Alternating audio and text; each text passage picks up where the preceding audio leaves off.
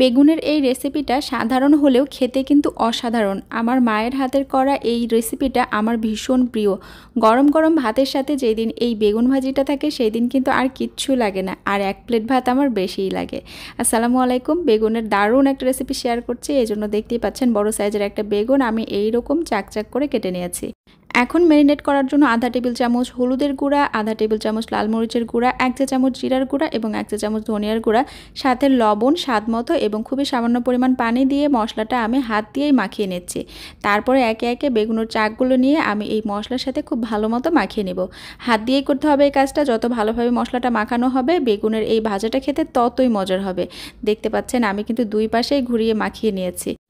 এখন দারুণ একটা সিক্রেট টিপস শেয়ার করছি, সেটা হচ্ছে এর স্বাদটা বাড়ানোর জন্য আধা চা চামচ পরিমাণ চিনি আমি উপর দিয়ে ছিটিয়ে দিচ্ছি, আর আমি 10 থেকে 15 মিনিটের মতো রেস্টে রেখে দেব। তারপরে বেগুনগুলো ভাজতে হবে সরিষার তেলে। আমি একেবারে খাঁটি সরিষার তেল নিয়েছি, ঘ্রাণটা যে কি সুন্দর!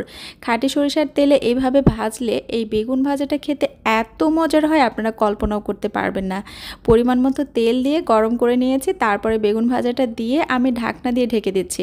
এখানে আরও একটা টিপস শেয়ার করছি, সেটা হচ্ছে যে বেগুন ভাজি করার সময় অবশ্যই ঢাকনা দিয়ে ঢেকে দিবেন। সেক্ষেত্রে কিন্তু আপনাদের তেলটা খুবই কম লাগবে আর বেগুনটাও দ্রুত সেদ্ধ হয়ে যাবে।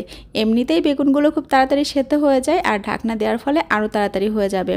দেখতে পাচ্ছেন বেগুনের রঙটা কি সুন্দর এসেছে, ভীষণ মজার। গরম গরম ভাতের সাথে থাকলে কিন্তু আর কিছুই লাগবে না।